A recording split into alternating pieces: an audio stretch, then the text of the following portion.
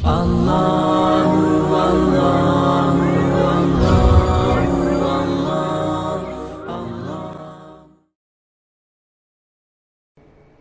لله الذي أعطى كل شيء خلقه ثم هدى والصلاة والسلام على خاتم الأنبياء والمرسلين وعلى آله وصحبه ومن تبعهم بإحسان إلى يوم الدين أما بعد. اللہ تبارک و تعالی ہم تمام کو صحیح علم عطا فرمائیں، ایسا علم مجھے اور آپ کو عطا فرمائیں جو نفع بخش ہو، علما نافعا، نفع بخش علم، اور ایسا علم اللہ تبارک و تعالی مجھے اور آپ کو عطا فرمائے جو ہمارے اور آپ کے دلوں میں خشوع و خضوع پیدا فرمائے۔ ہم لوگ سن رہے ہیں الایمان بالیوم الآخر، آخرت کے دن پر ایمان لانے کے تعلق سے۔ یہی اصل چیز ہے، آخرت پر ایمان مجھے اور آپ کو مضبوط بناتا ہے کہ دنیا کی زندگی سے الگ تھلگ ایک زندگی ہے جہاں آپ کی من چیزیں، آپ کا دل جو چاہے گا ملے گا۔ انشاءاللہ آپ کے لیے رہنے کے بڑے بڑے مکانات ہوں گے، محلات ہوں گے۔ اللہ تعالیٰ نے قرآن مجید میں کہا ما یشتہون، جس چیز کی وہ خواہش کریں گے اللہ تبارک و تعالیٰ ان کو جنت میں عطا فرمائیں گے۔ تو آخرت کے دن سے پہلے آخرت کا دن وہ قیامت کا دن ہے جس دن حشر بپا ہوگا۔ اس دن کی کچھ نشانیاں، علامتیں بتلائی گئی ہیں، تو بہت ساری نشانیاں ہم نے پڑھی۔ آج کے اس درس میں ہم پڑھیں گے کہ قیامت کے آنے سے پہلے امانت ختم ہو جائے گی۔ سبحان اللہ۔ امانت کا ضد کیا ہے؟ اپوزٹ، خیانت۔ امانت کی ضد کیا ہے؟ آپ سمجھتے ہیں؟ امانت نہیں سمجھتے؟ امانت کا اپوزٹ ہے خیانت۔ خیانت، آپ نے کسی نے آپ کے پاس امانت رکھا، آپ نے اس کو ویسے ہی لوٹا دیا تو یہ آپ کی امانت ہے۔ اگر کسی نے امانت لے کر اس میں خرد برد کیا یا ادھر ادھر کیا، لے کر انکار کر دیا کہ نہ آپ نے، مجھے یاد نہیں پڑتا کہ آپ نے کب دیا تھا، تو یہ کیا ہے؟ خیانت ہے۔ تو قیامت سے پہلے ایسے ہوگا جیسے اس حدیث میں بتلایا گیا کہ یہ قیامت کی نشانی ہے کہ امانت دار لوگ ختم ہو جائیں گے۔ پہلے زمانہ ایسا ہوتا تھا کہ آدمی جس سے چاہے معاملہ کرتا تھا، ڈر نہیں تھا کہ یہ خائن رہے گا، وہ دھوکے باز رہے گا، یہ چیٹر رہے گا، جس سے چاہے آدمی معاملہ کر لیتا تھا۔ لیکن آج آپ کو کسی سے معاملہ کرنا ہے تو آپ کو کتنا سوچنا پڑے گا، اس کے بارے میں انکوائری کرنی پڑے گی کہ یہ صاحب اچھے ہیں یا دھوکے باز ہیں۔ العیاذ باللہ۔ مومن دھوکے باز نہیں ہوتا، مومن جھوٹا نہیں ہوتا۔ ابو ہریرہ رضی اللہ تعالی عنہ کی حدیث ہے، کہتے ہیں کہ اللہ کے نبی صلی اللہ علیہ وسلم ایک مجلس میں بیٹھے ہوئے تھے، اچانک ایک دیہاتی آیا۔ مختلف احادیث میں الفاظ آتے ہیں دیہاتی، تو ہم یہ کہیں گے کہ وہ گاؤں سے آئے، لیکن وہ صحابی ہیں، اللہ کے نبی صلی اللہ علیہ وسلم کو انہوں نے دیکھا ہے، وہ گاؤں سے آئے ہیں، مدینے میں نہیں رہتے ہیں، گاؤں سے آئے ہیں، صحابی ہیں۔ آ کر کہنے لگے کہ اے اللہ کے رسول صلی اللہ علیہ وسلم، قیامت کب آئے گی؟ اللہ کے نبی صلی اللہ علیہ وسلم کے ساتھ جو صحابہ تھے وہ اللہ کے نبی صلی اللہ علیہ وسلم سے اتنے سوال نہیں کر سکتے تھے، مطلب آگے بڑھ کر اچانک سوال نہیں کر سکتے تھے۔ گاؤں سے، دیہات سے اگر کوئی صحابی آتے، سوال کرتے تو صحابہ کرام کو کیا ہو جاتا تھا؟ جواب مل جاتا تھا۔ بہت سارے صحابہ ایسے تھے، جیسے عمرو بن عاص رضی اللہ تعالیٰ عنہ، عبداللہ بن عمرو بن عاص رضی اللہ تعالیٰ عنہ نے کہا کہ میں کبھی جی بھر کر، آنکھ بھر کر اللہ کے نبی صلی اللہ علیہ وسلم کو دیکھنے کی میرے اندر کیا نہیں تھی؟ ہمت نہیں تھی۔ تو صحابہ کرام اللہ کے نبی صلی اللہ علیہ وسلم سے ایسے سوالات نہیں کرتے تھے، لیکن باہر سے آنے والے لوگ جو گاؤں سے آتے تھے، انجانے لوگ تھے، اللہ کے نبی صلی اللہ علیہ وسلم سے سوال کرتے تھے۔ جیسے ایک صحابی آئے، آ کر کہا کہ اللہ کے رسول صلی اللہ علیہ وسلم میرے ابا کہاں ہیں؟ کسی نے کہا کہ اپنے والد کے تعلق سے پوچھا کہ میرے ابا کہاں ہیں؟ ایسے بہت سارے سوالات تھے جو اللہ کے نبی صلی اللہ علیہ وسلم سے ہوتے تھے۔ تو یہ صحابی نے سوال کیا کہ قیامت کب آئے گی، قیامت کب آئے گی؟ بعض روایتوں میں اللہ کے نبی صلی اللہ علیہ وسلم سے سوال ہوا تو اللہ کے نبی صلی اللہ علیہ وسلم فرمایا ماذا اعددت لها، تم نے قیامت کی کیا تیاری کی ہے؟ تیاری کا مطلب پریپریشن، قیامت کی کیا تیاری؟ سوال تو ہے لیکن تیاری کیا ہے؟ اس حدیث میں اللہ کے نبی صلی اللہ علیہ وسلم فرمایا جب امانت ضائع کی جائے، امانت کیا ہو جائے؟ انگلش میں کیا بولیں گے اس کو؟ ہاں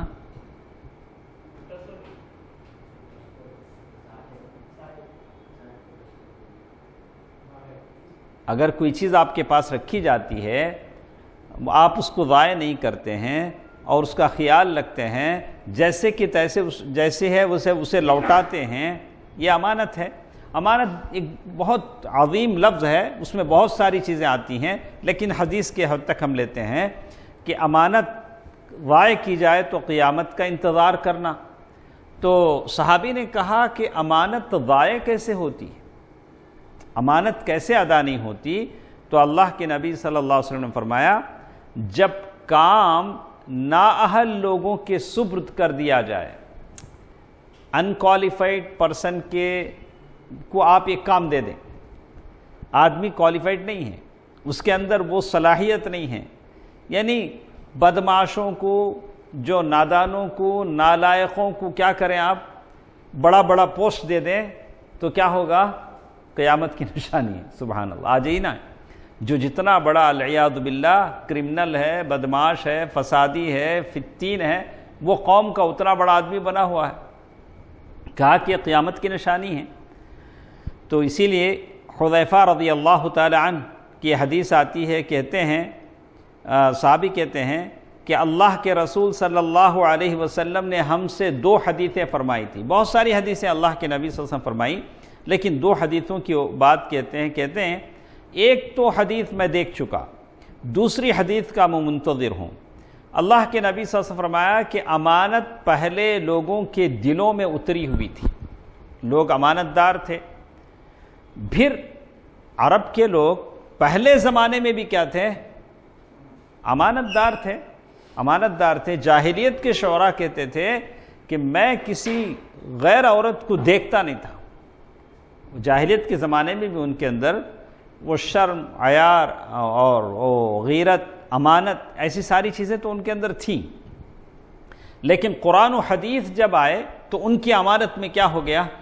اور مضبوطی آ گئی۔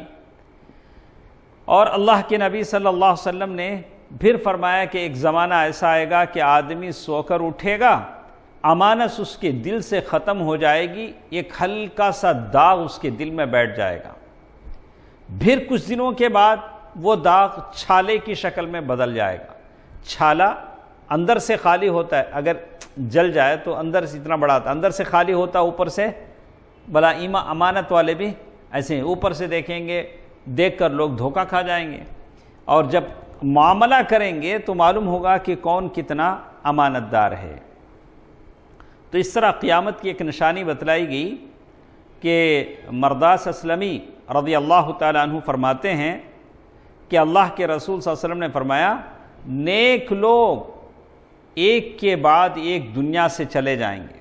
نیک لوگ کیا ہو جائیں گے؟ دنیا سے چلے جائیں گے۔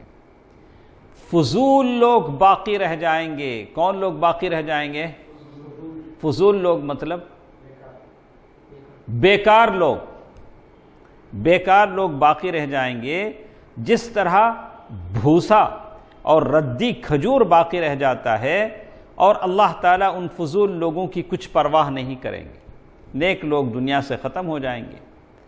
تو معلوم یہ ہوتا ہے، اللہ کے نبی صلی اللہ علیہ وسلم کی اس حدیث سے معلوم یہ ہوتا ہے کہ امانت کا اٹھ جانا قیامت کی ایک نشانی ہے۔ تو ہم کو قیامت کی نشانی نہیں بننا ہے، تو ہم کیا کرنا؟ امانت داری کا لحاظ کرنا، ہر چیز میں امانت، اپنے دوستوں سے، احباب سے، بیوی سے، بچوں سے، اللہ سے بھی خیانت نہیں ہونا چاہیے۔ الی اہلہا، کیسے؟ ایک آدمی وضو بناتے بیٹھتا ہے، وضو بناتے بناتے جلدی جلدی پتہ نہیں کیا دھو رہا ہے، وہ ابھی امانت میں خیانت ہے۔ سارق الصلاۃ، نماز کا چور، ایک تو سارق المال، مال کا چور ہوتا ہے، ایک پٹ پاکٹ ہے، کوئی بات، ایک کون سا چور ہوتا ہے؟ نماز کا چور ہے، نماز میں ارکان معتدل نہیں ہیں، وہ نہیں اسے، اور عجیب طرح کی نماز پڑھتا ہے، تو وہ بھی آدمی اس کا بھی خیال رکھے۔ اور کہا کہ غیر لائق، یعنی جو لائق آدمی ہیں اس کو آپ عہدہ دینا چاہیے، اور ایک ایسے آدمی کو جو لائق نہیں ہے، نالائق آدمی ہیں، جیسے کہا کہ ذمہ دار جسے کہتے ہیں، رسپانسبلٹی جس میں ہوتی ہے، اس کا حق امانت دار آدمی کا حق ہے۔ وہ منصب، وہ کرسی کسے ملنی چاہیے؟ جو امانت دار آدمی ہو۔ اسی لیے عمر رضی اللہ تعالیٰ عنہ نے کہا کہ اگر دریائے دجلہ کے کنارے ایک اونٹ بھی پیر پھسل کے اگر گر جاتا ہے تو اللہ کسے پوچھے گا؟ عمر کو پوچھے گا۔ بعض کہا کہ پیاسا مر جاتا ہے تو کسے پوچھے گا؟ عمر کو پوچھے گا رضی اللہ عنہ۔ آدمی کے اندر احساس ہونا چاہیے، اور اللہ تعالیٰ کے پاس جواب دہی کا احساس ہونا چاہیے کہ مجھے اللہ کے پاس جواب دینا ہے۔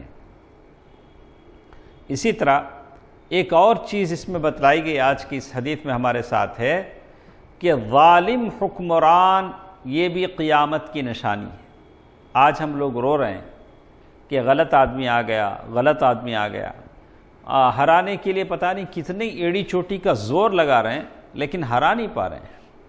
جو چیز اللہ تعالیٰ کی طرف سے مسلط ہوتی ہے وہ اللہ تعالیٰ ہی اسے ٹال سکتا ہے۔ اسی لیے کہا کہ پہلے زمانے میں جابر ظالم حکمران جب آئے تو لوگوں نے کہا کہ یہ اللہ تعالیٰ کی طرف سے ہے، یہ مصیبت کس کی طرف سے ہے؟ اللہ تعالیٰ کی طرف سے ہے۔ ابو ہریرہ رضی اللہ تعالیٰ عنہ فرماتے ہیں میں نے اللہ کے نبی صلی اللہ علیہ وسلم سے سنا، آپ نے فرمایا اگر تمہاری عمر لمبی ہوئی، کس نے کس سے کہا؟ ہارون۔ اللہ کے نبی صلی اللہ علیہ وسلم نے ابو ہریرہ رضی اللہ تعالیٰ عنہ سے کہا تم ایک ایسی قوم کو دیکھو گے جو اللہ کے غضب میں صبح کرے گی اور اللہ کی لعنت میں شام کرے گی، ان کے ہاتھوں میں بیلوں کی دموں کی طرح لاٹھیاں ہوں گی، یہ قوم اللہ ہمارے اوپر مسلط کر دے گا۔ یہ لوگ ہم کو کیا کریں گے؟ ماریں گے، یہ لوگ ہم کو تکلیف پہنچائیں گے۔ وہ لوگ ظالم ہیں اور ہم لوگ کون ہیں؟ مظلوم ہیں۔ آج ظالم قوم جو ہم پر مسلط ہے یہ قیامت کی نشانی ہے۔ تو اسی لیے کہتے ہیں اللہ کے نبی صلی اللہ علیہ وسلم نے فرمایا کہ جن کے ہاتھوں میں بیلوں کی دموں جیسی لاٹھیاں ہوں گی، بیل کا دم رہتا نہیں، ویسے کوڑے لاٹھیاں ہوں گی، اور یہ قیامت کی نشانی فرمائی گئی۔ اللہ کے نبی صلی اللہ علیہ وسلم نے فرمایا، حدیثوں میں بھی آتا ہے کہ جابر حکمران یعنی ظالم آدمی ہمارے اوپر مسلط ہو جانا یہ قیامت کی نشانی اس میں بتلایا گیا۔ ہم لوگ جلدی جلدی پڑھتے ہیں تاکہ بہت ساری چیزیں ہمارے پاس ہیں۔ اس کے بعد ایک اور چیز قیامت کی کتنی نشانیاں ہمارے ساتھ ہوئیں؟ دو، ایک امانت کا ختم ہو جانا، اور ایک اس کے بعد ہم نے پڑھا ہمارے اوپر کون آ جانا؟ ظالموں کو اللہ تعالیٰ مسلط کر دینا۔ اللہ تعالیٰ ظالموں کو، یا اللہ اگر ان کے حق میں ہدایت ہے تو ان کو ہدایت دے۔ اور اسی طرح فحاشی، برائی پھیل جانا، کیا ہونا؟ برائی پھیل جانا، برائی، فحش، برائی کا حد سے زیادہ پھیل جانا۔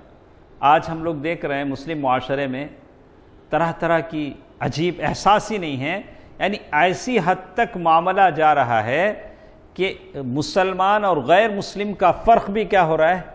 مٹ رہا ہے۔ احساس ہی نہیں کہ یہ مسلمان ہے، یہ غیر مسلم ہے۔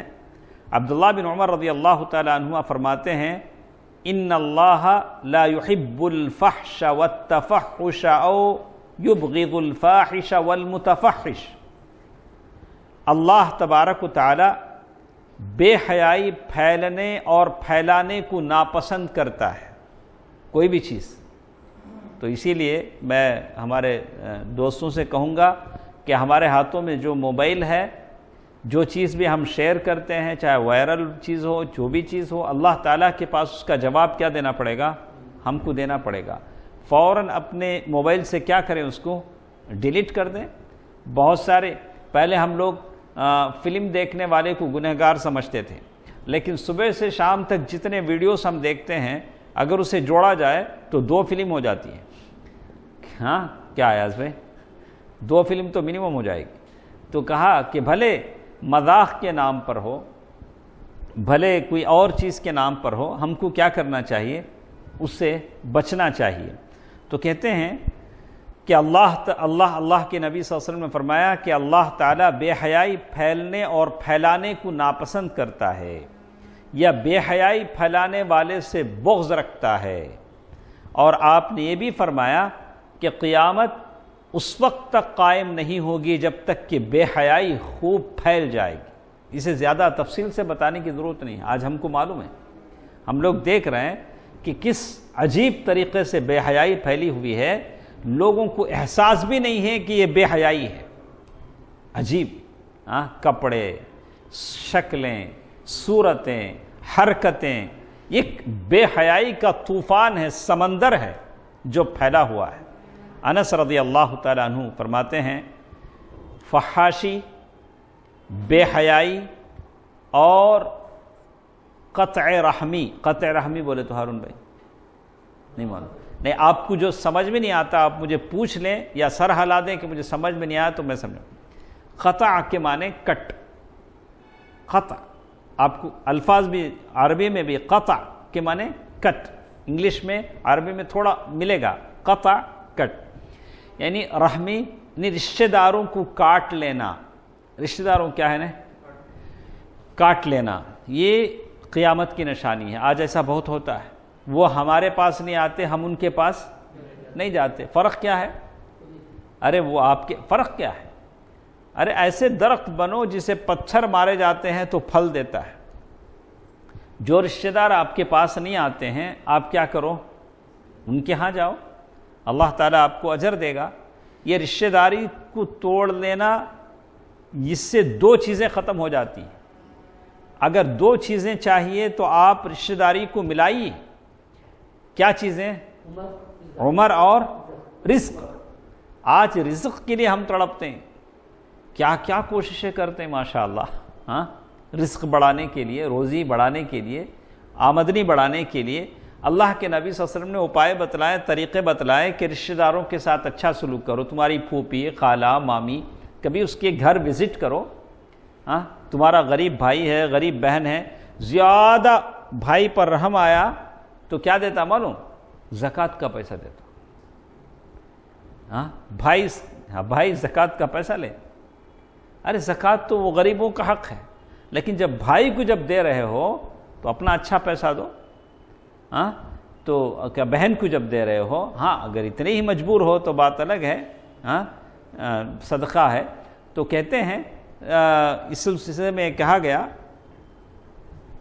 کہ یہ 3 چیزیں بے حیائی، فحاشی اور رشتہ داری ختم کر لینا، یہ بھی قیامت کی نشانیوں میں شمار ہوگا۔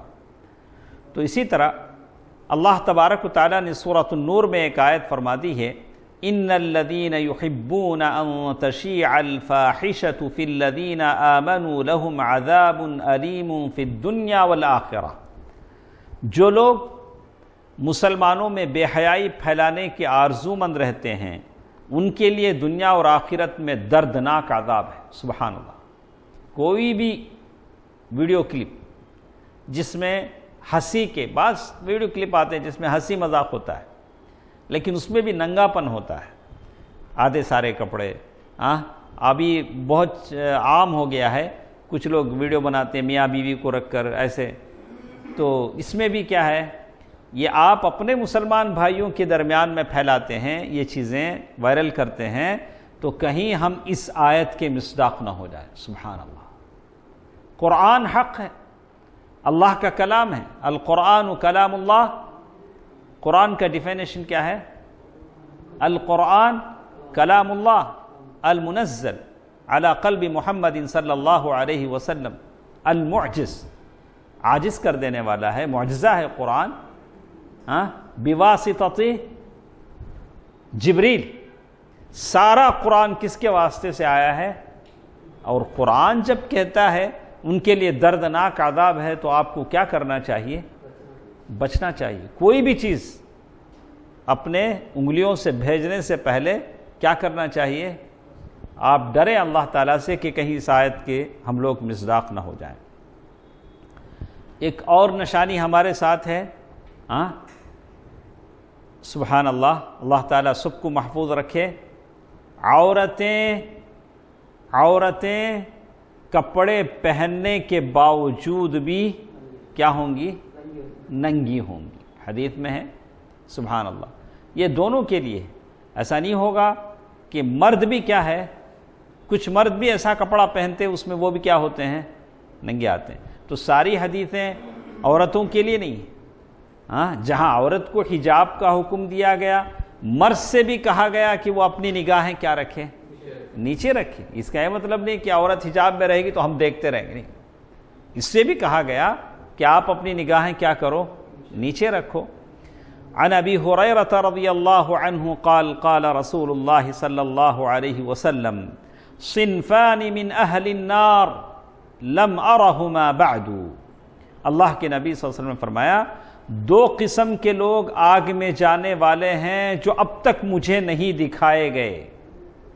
دو ٹائپ آف پیپل، دو قسم کے لوگ ہیں۔ وہ کیا ہیں؟ نساء کاسیات عاریات مائلات ممیلات علی رؤوسہن، کہا کہ کچھ ایسی عورتیں ہیں جو کپڑے پہننے کے باوجود ننگی رہتی ہیں۔ نساء کاسیات عاریات، کپڑے پہنی ہیں لیکن کیا ہیں؟ ننگی ہیں۔ مائلات ممیلات، اور یہ مائل ہونے والی ہیں اور لوگوں کو مائل کرنے والی ہیں۔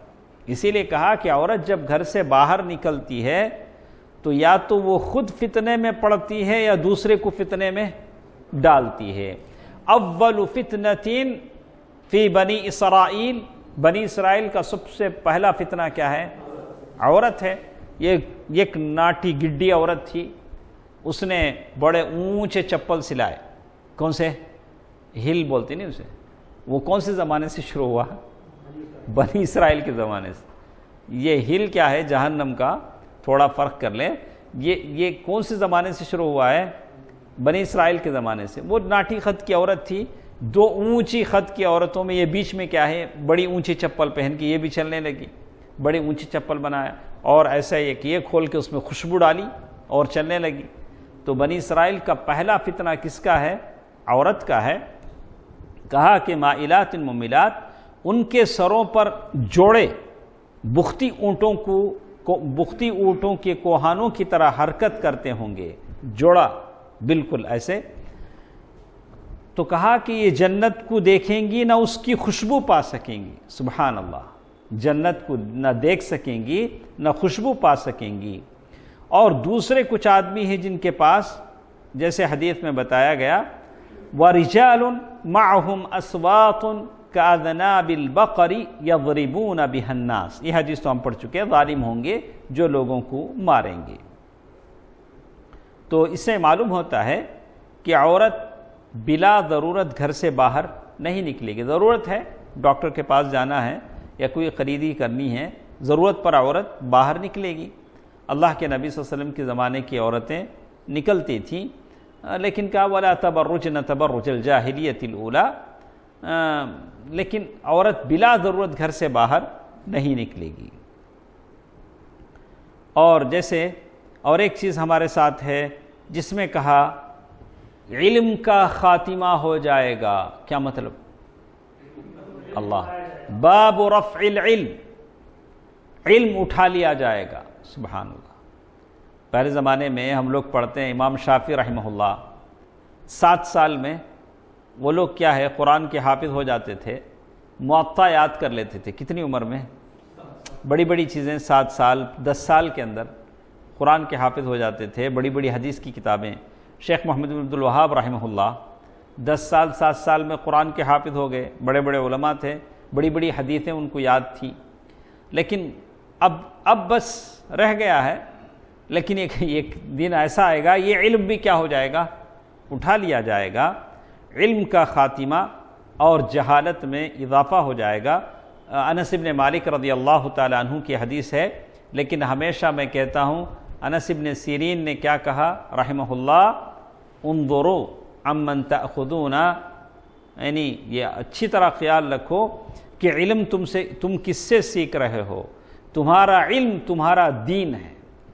علم سیکھنا ہے تو ایسے آدمی سے سیکھو جو پڑھا ہوا ہے، علم جانتا ہے، اس لیے کہ علم کیا ہے، ہمارا دین ہے۔ انس بن مالک رضی اللہ تعالیٰ عنہ فرماتے ہیں قال رسول اللہ صلی اللہ علیہ وسلم ان من اشراط الساعہ، قیامت کی نشانیوں میں سے یہ ہے ان یرفع العلم، و کہا کہ علم دنیا سے کیا ہو، اٹھا لیا جائے گا، اور پھر کیا ہوگا، وَيُثْبَتُ الْجَهْلُ، اور لوگوں میں جہالت رہ جائے گی، اور پھر ساتھ کہا کہ قتل و غارت گری بڑھ جائے گی، ایک دوسرے کو مارنا بڑھ جائے گا اور جہالت رہ جائے گی۔ عبداللہ بن عمرو بن عاص رضی اللہ تعالیٰ عنہ فرماتے ہیں اللہ کے نبی صلی اللہ علیہ وسلم نے فرمایا ان اللہ لا يقبض العلم انتزاعا ينتزعه من العباد، اللہ تبارک و تعالی علم کو لوگوں کے سینوں سے نہیں کھینچیں گے، سینے سے علم ایسا نہیں جائے گا۔ پھر کیسے جائے گا؟ ایسے جائے گا کہ علماء کے کھینچنے سے، علماء کھینچ لے جائیں گے، کیا ہو جائے گا، علماء انتقال ہو جائیں گے، بڑے بڑے عالم کیا ہو جائیں گے، دنیا سے چلے جائیں گے، یہاں تک کہ کوئی عالم باقی نہیں رہے گا، لوگ جاہلوں کو سردار امیر بنا لیں گے۔ آج دیکھتے نہیں، اگر مجھے بہت کبھی ایسا ہوتا ہے کوئی آدمی فتویٰ پوچھتے ہیں تو جو مجھے معلوم ہے میں بتا دیتا ہوں، لیکن اگر کوئی فتوے کا جواب نہیں معلوم ہے تو ہم سامنے والے سے ٹائم لیتے ہیں، تھوڑا وقت دیں، ہم چیک کر لیں کہ ہم جو جواب دے رہے ہیں صحیح ہے کہ نہیں، یا کسی بڑے عالم کی طرف ہم ان کو پھیر دیتے ہیں کہ صاحب اس کا علم ہمارے پاس نہیں ہے، لا ادری من العلم۔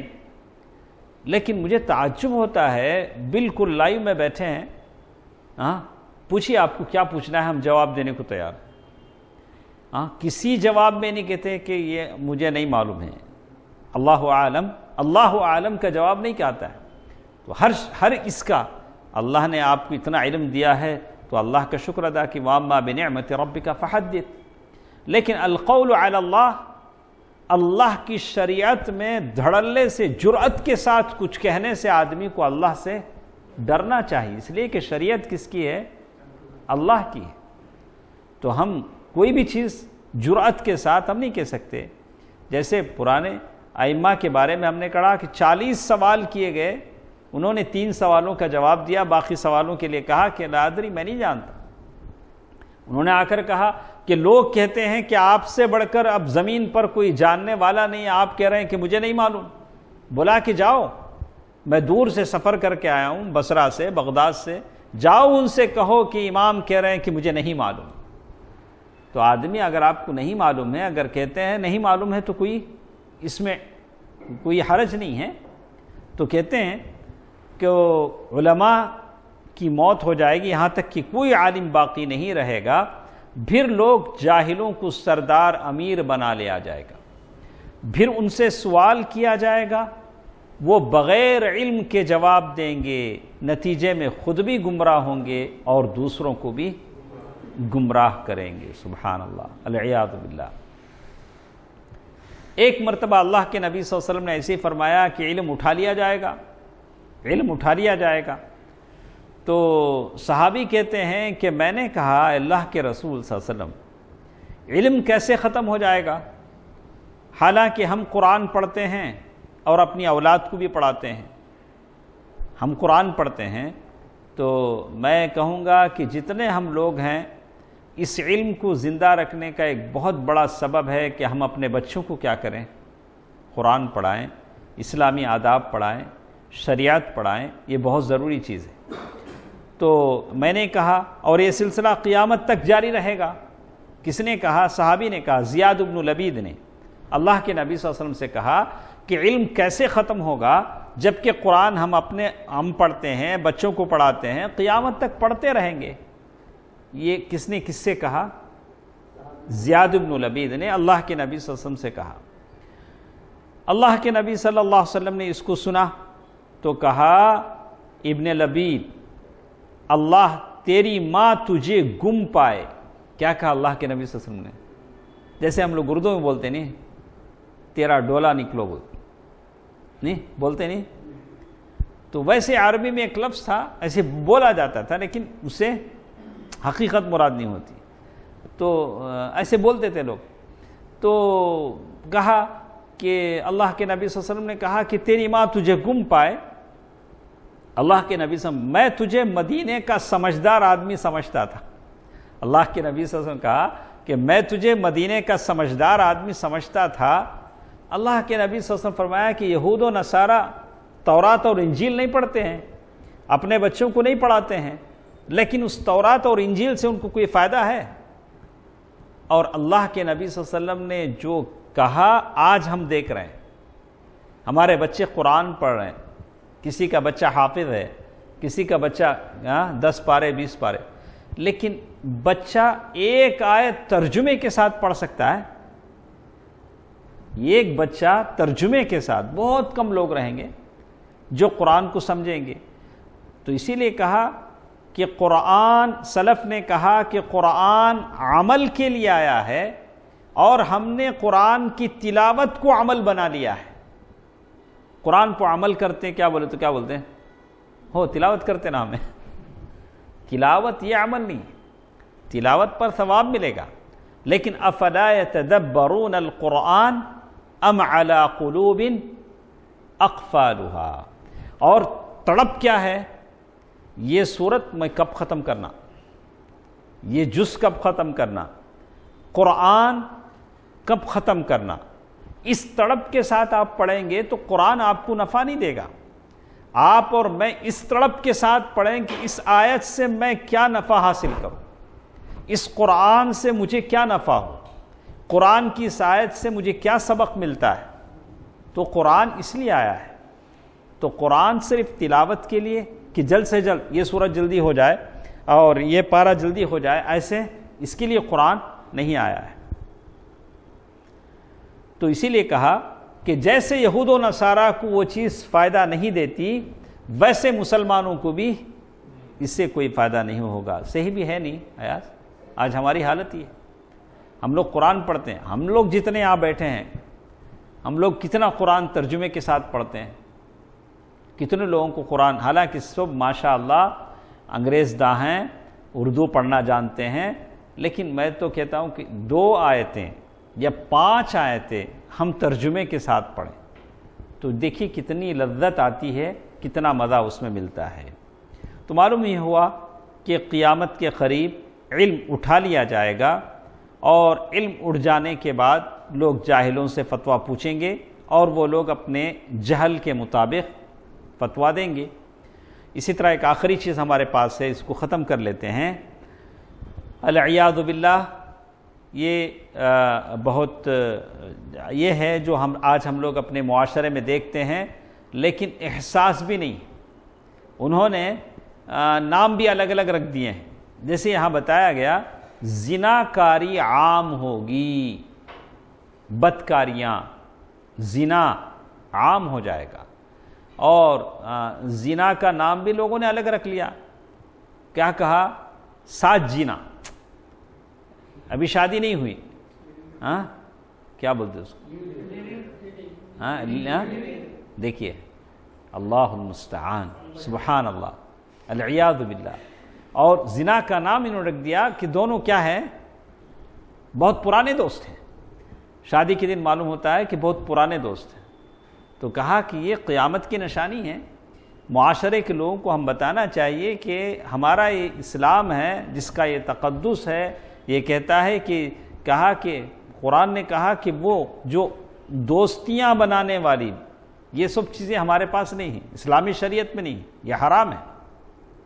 انس بن مالک رضی اللہ تعالیٰ عنہ فرماتے ہیں لَأُحَدِّثَنَّكُمْ حَدِيثًا سَمِعْتُهُ مِنْ رَسُولِ اللَّهِ صلی اللہ علیہ وسلم لا يحدثكم به احد غیری، میں تمہیں ایک ایسی حدیث نہ سناؤں جو میں نے اللہ کے رسول صلی اللہ علیہ وسلم سے سنی تھی اور میرے علاوہ کوئی اور وہ حدیث تمہیں نہیں سنا پائے گا۔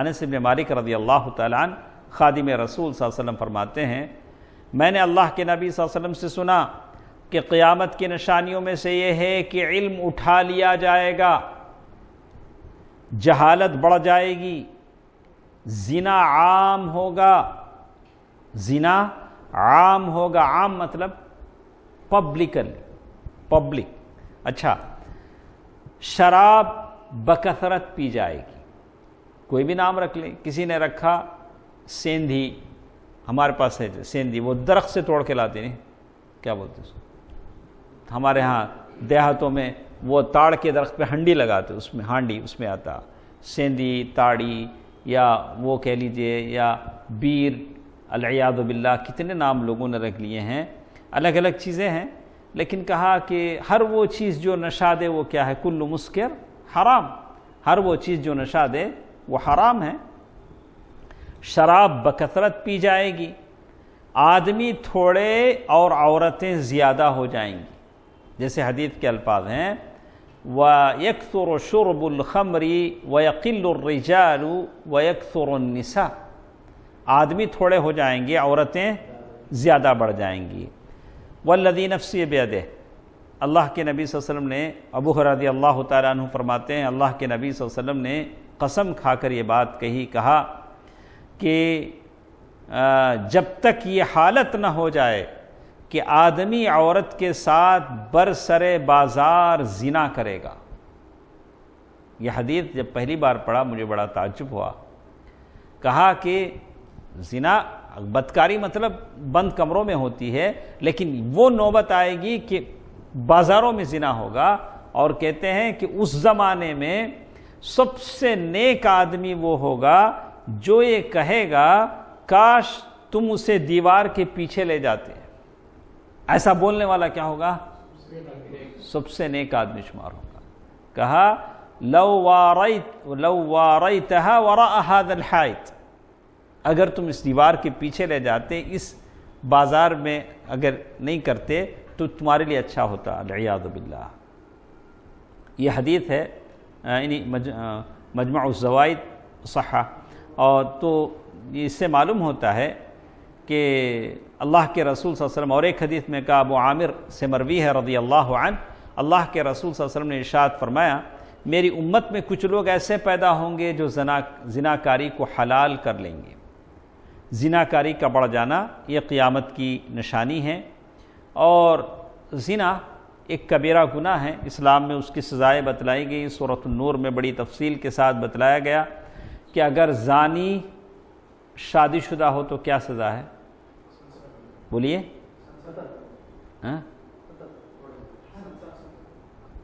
وہ تو رجم کر دیں گے، رجم کریں گے۔ اگر شادی شدہ نہیں ہے تو 100 کوڑے لگائے جائیں گے، اور 1 سال کے لیے اس کو جلا وطن کیا جائے گا۔ اگر شادی شدہ ہے تو پتھر سے مار مار کر، کمر تک گاڑ کر، پتھر سے مار مار کر ختم کر دیا جائے گا۔ کیوں پتھر سے مارا جائے گا، قتل کیوں نہیں کیا جائے گا؟ ہارون بھائی بولیے۔ زنا میں چونکہ اس کے سارے جسم نے مزہ لیا تھا، اسی لیے پتھر اس کے جسم کو ویسے ہی تکلیف دے جیسے اس کے جسم نے لذت اٹھائی، ویسے وہ جسم کیا ہو۔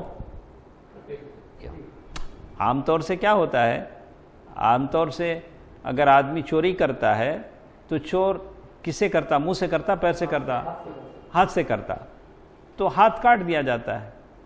اب زانی کے لیے کیا کرنا، ویسی ہی سزا دینا، لیکن شریعت نے کہا کہ نہیں، اسے کیا کیا جائے، اس سے وہ کہا کہ اس کو ایسی سزا دی جائے کہ تاکہ دیکھنے والوں کو کیا ہو، عبرت ہو، جیسے کہا گیا کہ سارے لوگ جمع کیے جائیں گے، سب لوگوں کے لیے عبرت ہوگی، اور اس کا سارا جسم العیاذ باللہ وہ سزا پائے گا۔ سبحان اللہ۔ تو لوگوں کے اندر احساس پیدا کرنا چاہیے، یہ ایسی چیزیں ہیں اسلام اس کو ختم کرتا ہے اور اس کے اسباب تک جانے سے روکتا ہے. ہاں جیسے گانا بجانا ہے، یہ زنا کو حرکت دیتا ہے. ہاں اور تخلیہ ہے، تنہائی میں ملنا. ہاں عورت، یہ غیر مرد ایک عورت سے تنہائی میں ملتا ہے تو تیسرا کون صاحب آ جاتا ہے ادھر؟ شیطان آ جاتا ہے. بھلے کتنا تقویٰ ہو، کتنا پرہیزگاری ہو، لیکن صحیح یہ ہے کہ آدمی اس سے پرہیز کرے. بولا کہ نہیں، ہماری شریعت اس کی اجازت نہیں دیتی ہے. اور اسی طرح ایک اور چیز جو ہمارے پاس آج چلی ہے، آسان چیز، فونوں میں کس کے نام سے کیا بولتے ہیں اس کو، چیٹنگ، ہاں اس کے نام سے گھنٹوں اور ایسے باتیں کرنا. ضرورت کے حد تک کوئی عورت ہے فتویٰ پوچھتی ہے، ضرورت کے حد تک ٹھیک ہے. ہاں لیکن اس کو غلط استعمال، یہ چیز شریعت کی اس کی اجازت نہیں دیتا. انشاءاللہ کل کے درس میں ہم سنیں گے. یہاں آخر میں کل کے درس میں کچھ باتیں ہمارے ساتھ ہیں کہ قیامت کی نشانی یہ ہوگی کہ شراب حلال سمجھی جائے گی، اس کی تفصیل ہمارے ساتھ ہے. اس کے بعد ہے گانا بجانا، یہ قیامت کی ایک نشانی ہے. اور اسی کے ساتھ ساتھ رشتہ داری جیسے میں نے کہا، رشتہ داری کا لحاظ کیجئے. اپنے جو بھی رشتہ دار ہیں، اگر آپ یہ چاہتے ہیں کہ ہماری عمر لمبی ہو، ہماری روزی روٹی میں برکت ہو، تو ہم کیا کریں؟ رشتہ داروں کے ساتھ حسن سلوک کریں. اللہ تعالیٰ مجھے اور آپ کو عمل کی توفیق دے. اللہ تبارک و تعالیٰ برائیوں سے، منکرات سے مجھے اور آپ کو بچائے رکھے. آمین برحمتک یا ارحم الراحمین. والحمد للہ رب العالمین. والسلام علیکم ورحمۃ اللہ وبرکاتہ.